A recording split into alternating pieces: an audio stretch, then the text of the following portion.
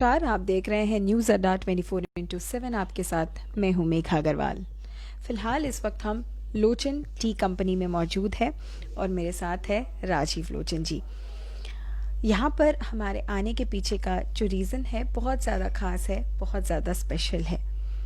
अगर हम पूरे बंगाल के बारे में बात करें तो एक चीज़ जो हम सभी बंगाल वासियों को कनेक्ट करता है वो कहीं ना कहीं है चाय।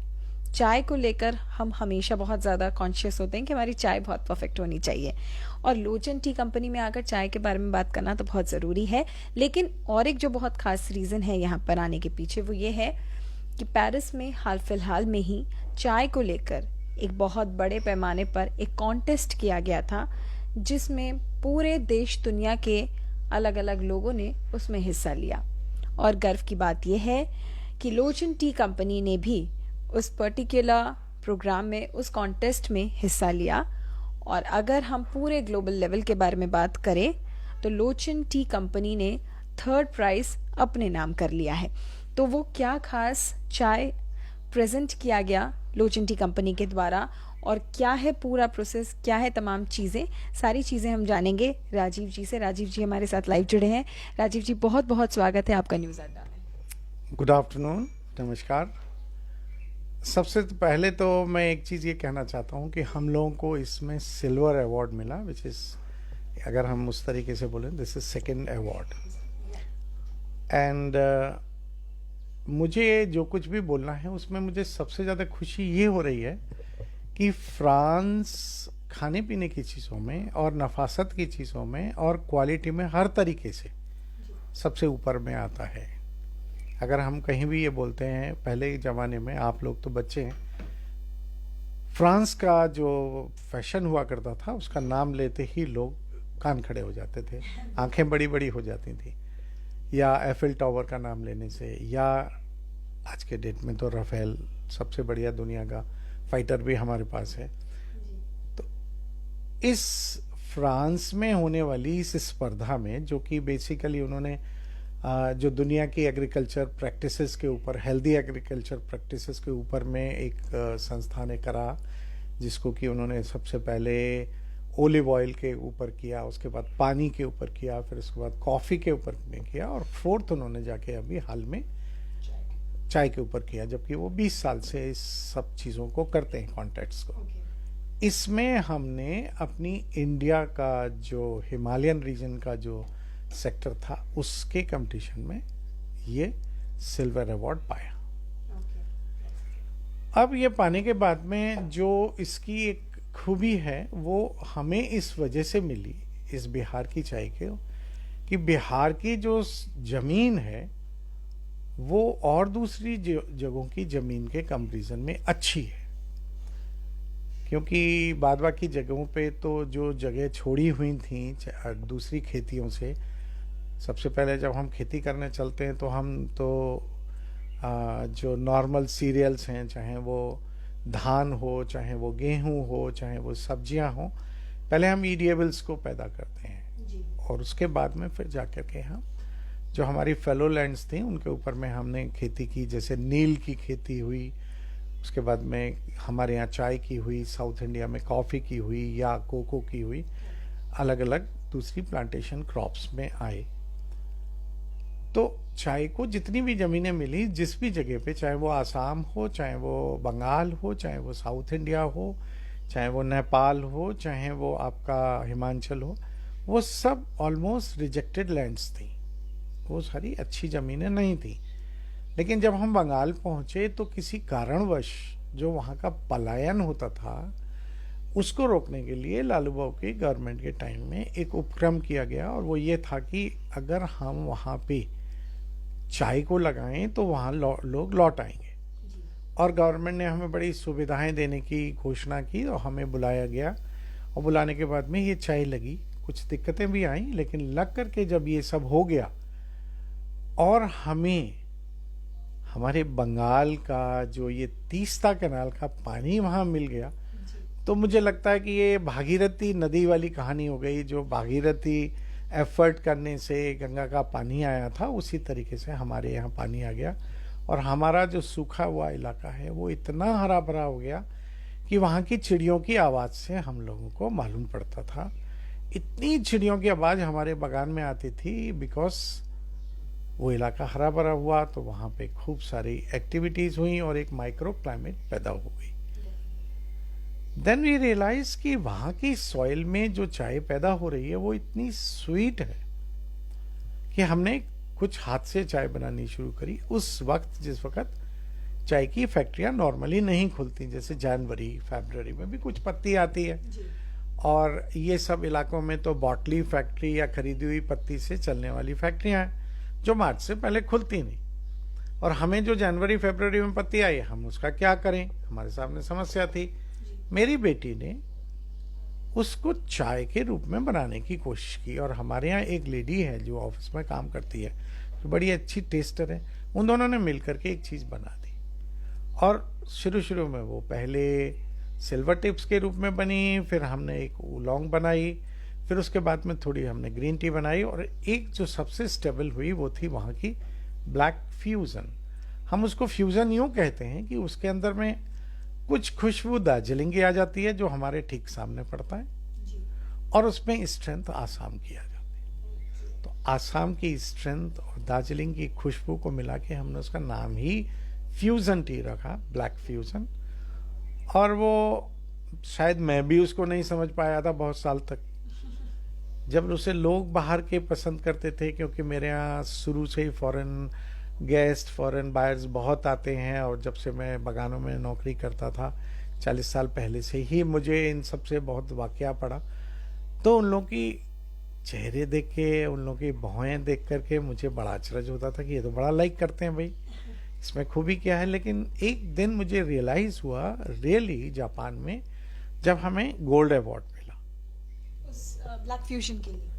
वो ब्लैक फ्यूजन के लिए नहीं था, वो वाइट टी के लिए था, जो सिल्वर टिप्स थी। उसमें रियली जो खुशबू आती है which is as good as Darjeeling, उसके लिए मिला। लेकिन इस बार अभी हाल में जब उसकी मिठास मुझे भी लगनी शुरू हुई, और फिर ये अवार्ड इन्होंने मुझे खुद अप्रोच किया कि आप इसमें कॉन्टेस्ट जरूर कीजिए, क्योंकि इनके ऑर्गेनाइजर सब हम लोग को जानते हैं, और हम लोग का इतना छोटा प्रोडक्शन, इतना छोटा बागान होके भी इतना ज़्यादा सर्कुलेशन हो गया है।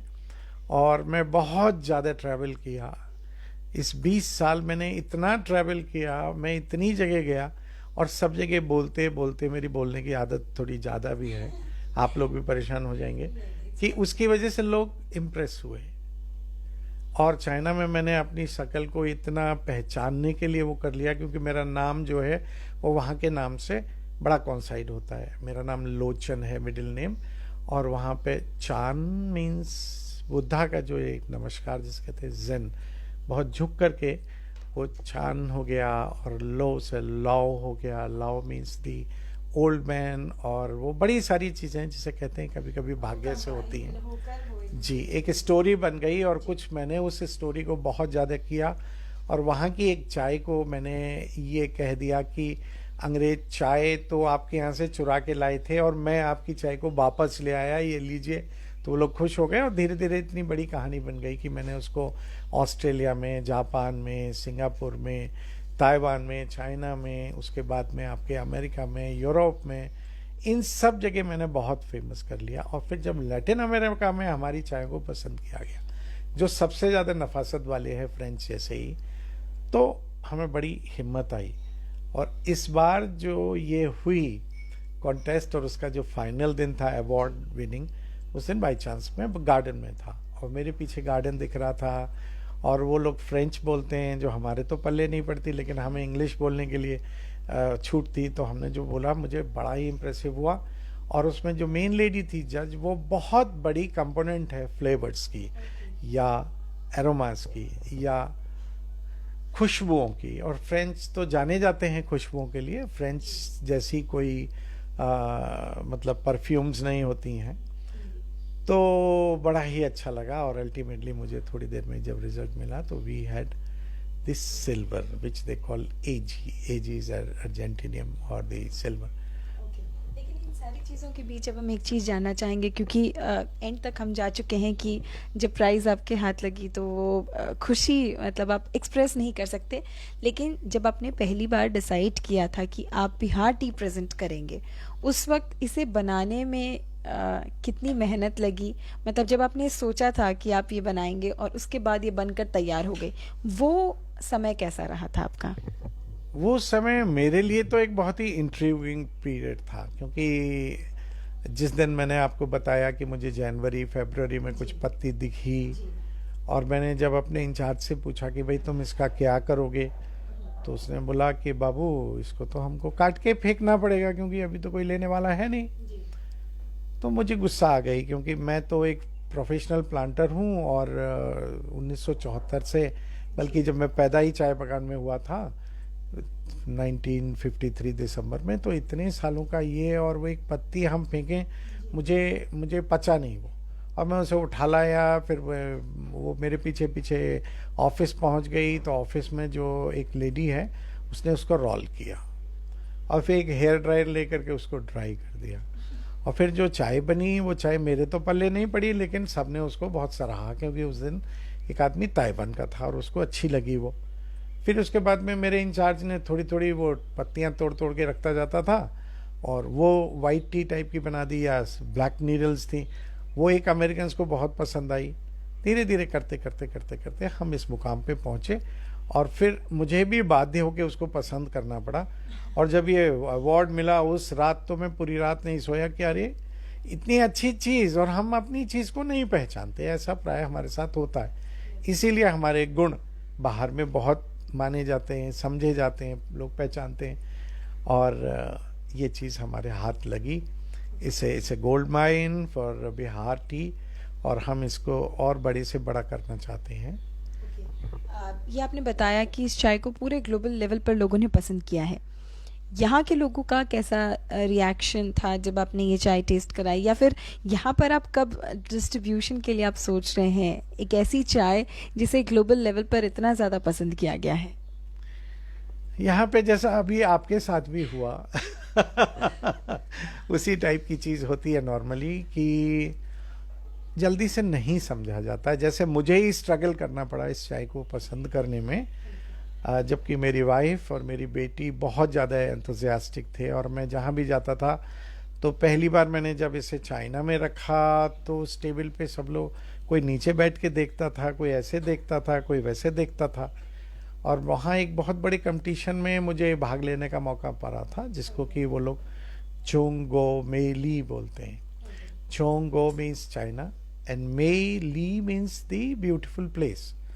तो उनके 10 बेस्ट टूरिस्ट डेस्टिनेशन का एक कंपटीशन हुआ था, उनमें एक जगह से चाय हमारे यहाँ आई थी, दार्जिलिंग की। तो वो लोग ये चाहते थे कि दार्जिलिंग की चाय को मैं वहाँ पे ये करूँ कि उनके यहाँ की चाय दार्जिलिंग जैसी है, इसलिए मैं वहाँ गया था। तो वहाँ भी जब ये मेरी चाय रखी गई और देखी उन लोगों ने, तो उन्होंने बड़ा अप्रिशिएट किया। मैंने उसको वहाँ से जोड़ दिया कि ओ, ये जो चाय है हमारे यहाँ वाली बिहार की, ये चाय उनके जैसी है। जब वो हमारी चाय से जोड़ रहे थे दार्जिलिंग से, तो मैंने उनकी चाय से जोड़ दिया, जिसको कि डाहोंग पा बोला जाता है। और डाहोंग पा, और वहाँ से उनके यहाँ की एक जिंजुन में ही बोल के चाय होती है, जो बहुत ही एक्सपेंसिव होती है, लाख रुपए पर किलो तक बिकती है। तो क्यों नहीं हम उनकी चीज़ से जोड़ें। तो मेरे जोड़ते जोड़ते जोड़ते जोड़ते सब जगह ये अच्छे से जुड़ गई, और सच में जो इसकी क्वालिटी थी वो अमेरिकन्स ने बहुत पसंद की, फिर यूरोप में बहुत पसंद हुई, जापानीज़ ने बहुत पसंद की, और फिर हम लोग फूड पेयरिंग में उतर गए। फूड पेयरिंग एक बहुत बड़ी कलाकारी है। अभी हर चीज़ को हर चीज़ से जोड़ा जाता है, और चाय में अभी रशियंस ने फूड पेयरिंग का एक बहुत बड़ा काम किया, एक बहुत बड़े कंपटीशन को किया, उसमें हम लोग जो रिकॉग्नाइज होते होते फूड पेयरिंग में हम लोग बड़े हैवी फूड के साथ में, जब सबसे बेस्ट ही इसी को कहा गया कि यदि हैवी फूड जैसे पराठे के साथ में आलू की सब्जी, इसके साथ में यदि इस चाय को पिया जाए तो ये चाय बहुत ही इम्पैक्ट करती है। जी। अब जो हमने एक सवाल आपसे किया था कि यहाँ के लोगों के लिए आप कब ये चाय डिस्ट्रीब्यूशन स्टार्ट करने वाले हैं? यहाँ के लोगों के लिए चाय तो शायद ये सबसे पहले आपके माध्यम से, आपके चैनल से पहुँचेगी, और जब पहुँचेगी लोग देखेंगे तो एक जिज्ञासा होगी, और एक जब जिज्ञासा पैदा होती है तो उसके बाद में लोग उसको रिकॉग्नाइज करते हैं। रिकॉग्निशन कई बार ऐसा होता है कि जल्दी से नहीं आता, जब आता है तो फिर बाढ़ की तरह आ जाता है, सारे गेट खुल जाते हैं। तो मुझे लगता है कि शायद वो दिन आज का दिन है जिस दिन आपके इन वर्ड्स से, जिसको कि आपने बहुत अच्छी तरीके से प्रस्तुत किया, इससे शायद वो दरवाज़ा खुलेगा, जैसा कि इसके जगह जगह खुलते चले गए। और मुझे आज बड़ी खुशी है कि मैं आप लोगों के साथ बैठा हुआ हूँ। एक और सवाल हम राजीव जी आपसे जानना चाहेंगे, क्योंकि ग्लोबल लेवल पर आपने भी कई अलग अलग कंट्रीज़ के चाय को टेस्ट किया है, उनके कल्चर को देखा है, अपने कल्चर को उनके सामने पेश किया है। अब यहाँ के लोगों के अगर हम बात करें और यहाँ के लोगों के अगर हम चाय पीने के स्टाइल को बारे में बात करें, तो क्या लगता है कुछ गलत हम कर रहे हैं चाय को लेकर? इसके बारे में हम थोड़ी देर पहले भी डिस्कस कर रहे थे। आपने ये बहुत ही पर्टिनेंट क्वेश्चन किया है। अभी हमारी 2 दिन पहले ही एक बहुत बड़ी कॉन्फ्रेंस हमने सीआई की तरफ से की थी, दैट वाज टी कॉन्क्लेव, जिसमें कि काफ़ी लोग बाहर के भी जुड़े इस बार, और कनेडियन टी एसोसिएशन की प्रेसिडेंट भी थी, और स्कैंडिनेवियन टी एसोसिएशन की वो भी थी, और एक टी जर्नी मैगजीन बोल के है, दुनिया की सबसे बड़ी मैगजीन, उसके ऑर्गेनाइज़र भी थे, और हमारे सारा टी बोर्ड और हमारी सारी आसाम की इंडस्ट्री और हम लोग थे। तो वहाँ पे भी ये बात उठी कि कहीं हम लोग गलती कर रहे हैं कि हमने अपनी टी कल्चर को नहीं जगाया था। अब जो स्टार्टअप आ रहे हैं, जैसे कि आपके टी बॉक्स हैं, वाडम है, और बहुत सारे यहाँ के उदयन है, और कौन कौन से ये जो यंग बच्चे हैं, ये लोग एक बहुत तेज़ी से एक जागृति ला रहे हैं, जो समझा रहे हैं, और हम भी बहुत सारी ऐसी चीज़ों से जुड़े हुए हैं, जैसे टी स्वान बोल करके है। अब मुझे बड़ा ही खुशी हो रही है कि मुझे अमेरिकन टी एसोसिएशन ने, या यूएस ग्रोन टी बोल करके एक चीज़ जुड़ी है, जिसका मैं वहाँ का एक मतलब संस्थापक में से भी हूँ उसमें। तो अमेरिका में बहुत चाय लग रही, तो अमेरिकन टी कल्चर को जो प्रमोट किया जा रहा है, उसका एक कंपोनेंट मैं भी हूँ, कि कैसे अमेरिकन टी कल्चर डेवलप होनी चाहिए। जैसी चाइनीज़ टी कल्चर है, जैसी जापानीज़ टी कल्चर है, उसी तरीके की एक टी कल्चर हमारे इंडिया में हम लोग एक फॉर्मुलेट कर रहे हैं, और अमेरिकन टी कल्चर कैसी होनी चाहिए। 6th नाइट को एक बहुत बड़ा प्रोग्राम हो रहा है वहाँ पे, जिसका मेन स्पीकर्स हम 2 लोग हैं, मैं और डैन रॉबर्टसन। डैन रॉबर्टसन ने इंडियन टी कल्चर के ऊपर भी बहुत काम किया है, और हम लोग एक जो चाइना की सबसे बड़ी चाय की यूनिवर्सिटी है, उसके टी कल्चर डिपार्टमेंट में हम लोग एक्टिवली पार्टिसिपेट करते रहते हैं। तो चाय की कल्चर को लाना सबसे इम्पोर्टेंट चीज़ है। जिस दिन ये आ जाएगी, हमारा कंजम्पशन बढ़ेगा और हमारी क्वालिटी के ऊपर एम्फेसिस बढ़ेगी, और उससे भी बड़ी चीज़ है कि हम मेंटली प्रिपेयर्ड होंगे पैसा देने के लिए। हम बहुत सस्ती चाय खोजते हैं, 100 रुपये किलो खोजते हैं, 200 रुपये बोलने में हमारी भौएं में बल पड़ जाते हैं, 300 बोलने से लगता है हमने किसी की डकैती कर ली है। 1000 रुपये, 2000 रुपये, 5000 रुपये, बड़ी कॉमन चीज़ है ये प्राइसेस। तो हम जब जिस दिन ये पैसा देने को तैयार होंगे, हमारी टी इंडस्ट्री हेल्दी होगी, हमारे टी वर्कर्स को, जिनका कि मैं सच में शुक्रगुजार हूँ, मेरी सारी लाइफ उनकी मेहनत से इतने आराम से कटी है। उन्होंने जो किया उसका फल मैंने पाया, उन्होंने पाया कि नहीं पाया मुझे मालूम नहीं, और मैं उसके लिए उनके लिए बहुत कुछ करना चाहता हूँ। तो ये एक बहुत ही इम्पोर्टेंट चीज़ है, और मुझे बड़ा मज़ा आ रहा है आप लोगों से बात करने में, क्योंकि इस तरीके से हमने कभी भी चाय की चीज़ों को बात नहीं करी। हम लोग खाली दूध मिला लो, थोड़ा सा अदरक डाल दो, ये बातें करते हैं। ऐसे ज़िंदगी नहीं चलेगी, हमें चाय को बहुत ऊपर उठाना है। चाय के और क्या क्या मतलब हेल्थ की अगर हम बात करें तो क्या क्या इम्पैक्ट्स हो सकते हैं, क्योंकि अगर एट प्रेजेंट डेट के बारे में बात करें तो चाय हमारे लिए सिर्फ और सिर्फ हेडेक का एक टैबलेट जैसा बन गया है कि सर में दर्द हो रहा है तो चाय टेबल पे आ जाए, बस इतना ही अभी शायद चाय हमारे लाइफ में रोल प्ले कर रहा है, या कोई गेस्ट आया तो सर्व कर दिया बस। आपका क्वेश्चन मुझे मतलब हिला गया। इस तरीके से इंडिया में कोई नहीं पूछता कि चाय की हेल्थ बेनिफिट्स क्या है। नॉर्मली हम लोग सस्ते के चक्कर में बात ही नहीं करते ये सब। चाय के हेल्थ बेनिफिट्स दुनिया के सबसे बड़े हेल्थ बेनिफिट्स हैं। कैसे कि हम लोग जो पानी पीते हैं चाय अपने खाने के साथ में, वो प्राय गर्म नहीं होता। हम लोग ठंडा पानी पी लेते हैं, हम लोग कोका कोला पीते हैं। ठंडा पानी जब गर्म खाने के साथ में हमारे सिस्टम में जाता है तो हमारी पाचन क्रिया डिस्टर्ब हो जाती है, और जब पाचन क्रिया हमारी डिस्टर्ब होती है तो हमारा जो सांस लेने का सिस्टम है, जिसको रेस्पिरेटरी सिस्टम कहते हैं, और जो हमारे अंदर में जो लिक्विड सिस्टम है जिसे हम पित्ता बोलते हैं, वाता पित्ता मीन्स हवा और लिक्विड्स, या वो चीज़ें जिनसे हमारी बॉडी के अंदर में लिक्विड्स सर्कुलेट होते हैं, ये दोनों भी गर्म चाय पीने से ही हमको, या गर्म रूप में जाने से उस खाने को पचाने में सुविधाएं देते।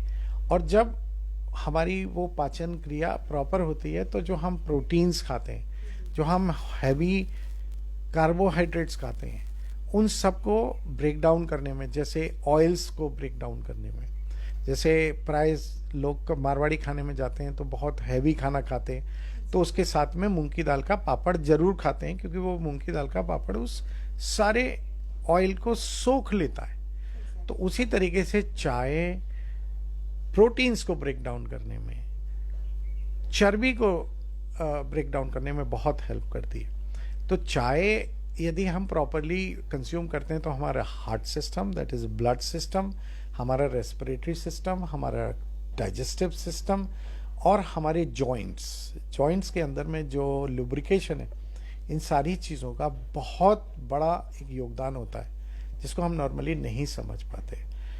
ये इसी तरीके से हमें जब चाय की कल्चर को हम बढ़ावा देंगे, जब हम उनको प्रोपोगेट करेंगे, जो कि अभी ये स्टार्टअप ने शुरू किया है।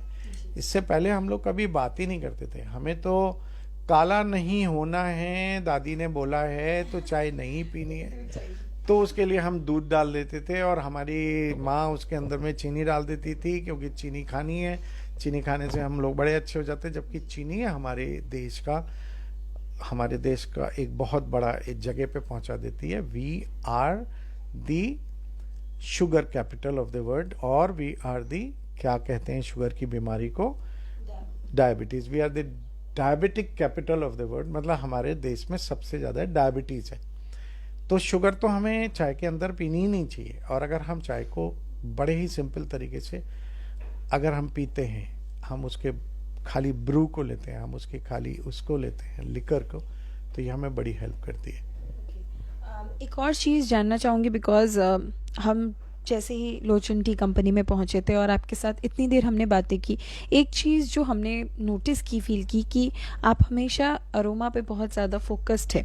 अभी आपने जब हमें दार्जिलिंग टी पिलाई, उस वक्त भी पहले शायद हमने नोटिस नहीं किया था, लेकिन जब आपने रिपीट क्वेश्चन किया तब वी हैव रियलाइज्ड कि हाँ, उसका सिप ले रहे हैं तो गले में जाकर उसका अरोमा फील कर पा रहे हैं। तो इसका कितना वैल्यू है?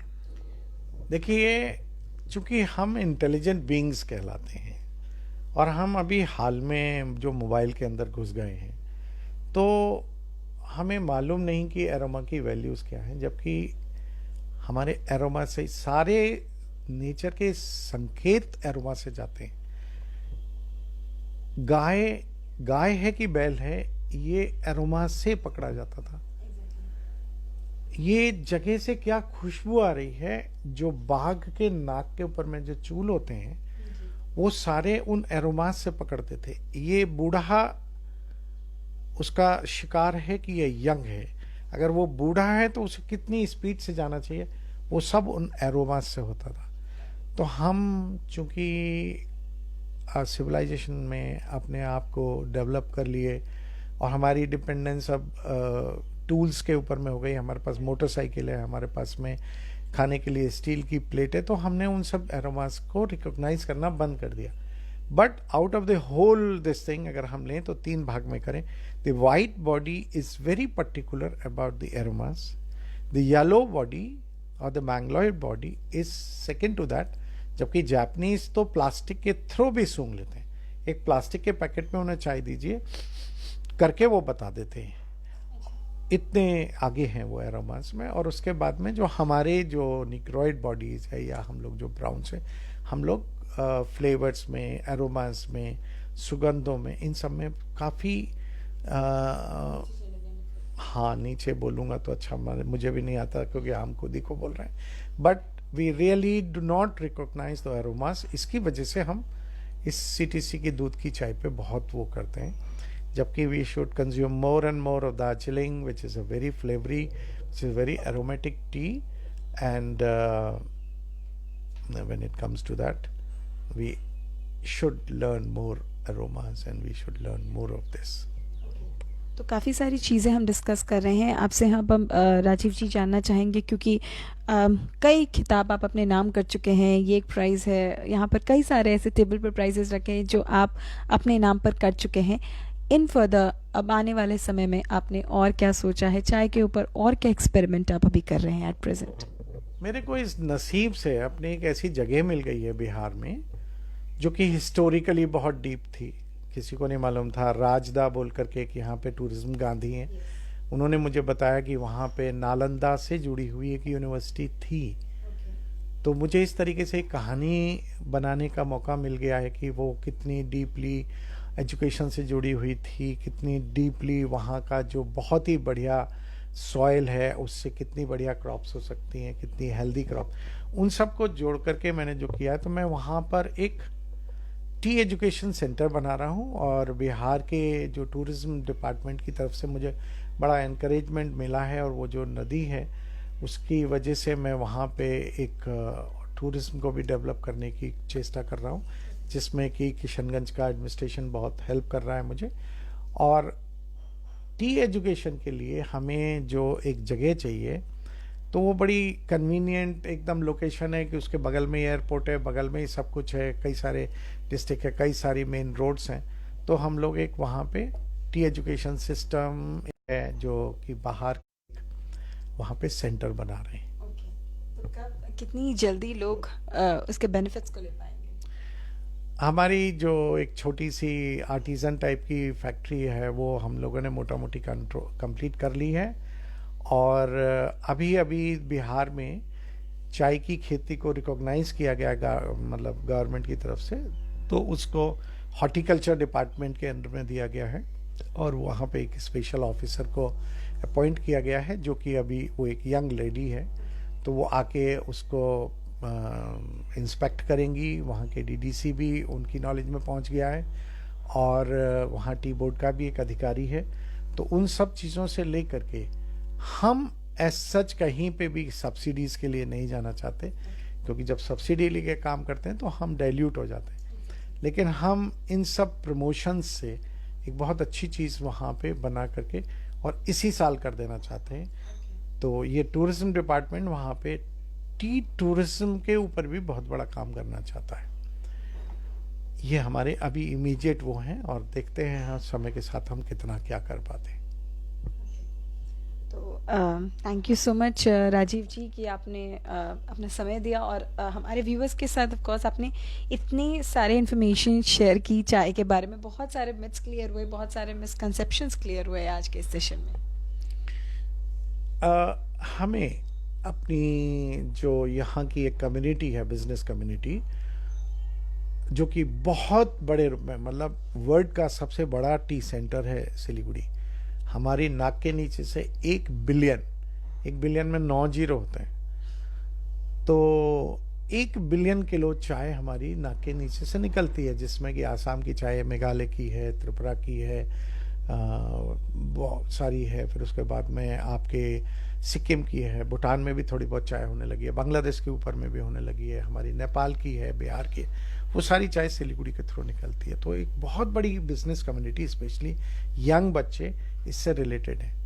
तो उन लोगों को मैं चाहता हूं कि वो अब एक मॉडर्न तरीके से जुड़ें, जैसा कि हम CII के थ्रू बहुत सारी एक्टिविटीज़ कर रहे हैं, ICC की तरफ से हम लोग बहुत सारी एक्टिविटीज़ कर रहे हैं, चाय की कॉन्क्लेव्स कर रहे हैं, और लघु उद्योग भारती की तरफ से, जो कि एक अभी एक नई संस्था है, और एक बहुत ही बड़े रूप में इंडिया में, उसकी तरफ से भी हम टी वोट के साथ में बहुत सारी चीज़ें कर रहे हैं। तो हम ये चाहते हैं कि इन चीज़ों को हम बढ़ाएं और इस यंग जनरेशन को, हमारी जो सिलीगुड़ी टी ट्रेडर्स एसोसिएशन है उसकी एक बहुत बड़ी बिल्डिंग है, टी ऑक्शन कमेटी है, उनके थ्रू हम उनको एजुकेट करें, उनको हम ये करें तो हम अपनी इंडस्ट्री को आगे ले जा सकेंगे, हम ज़्यादा पैसा रियलाइज़ कर सकेंगे।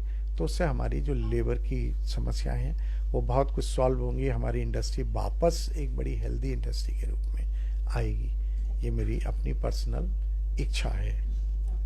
Thank you so much. You welcome. तो फिलहाल इस वक्त हम लोचन टी कंपनी में मौजूद थे। राजीव लोचन जी हमारे साथ इस वक्त लाइव जुड़े थे और हमने आपको दिखाया कि किस तरह से एक बिहार की स्पेशल टी इन्होंने बनाकर पूरे ग्लोबल लेवल की अगर हम बात करें तो वाहवाही इन्होंने जीती है, अप्रेशल्स इन्होंने जीते हैं और साथ ही साथ सेकंड प्राइज़, सिल्वर प्राइज़ ये अपने नाम कर चुके हैं और भी कई बड़े बड़े खिताब जो हमने इस पूरे सेशन में डिस्कस किया। फिलहाल इन्हीं सारी बातों के साथ आप मुझे दीजिए इजाज़त। देखते रहें इसी तरह से न्यूज़ अड्डा 24/7। Thank you so much.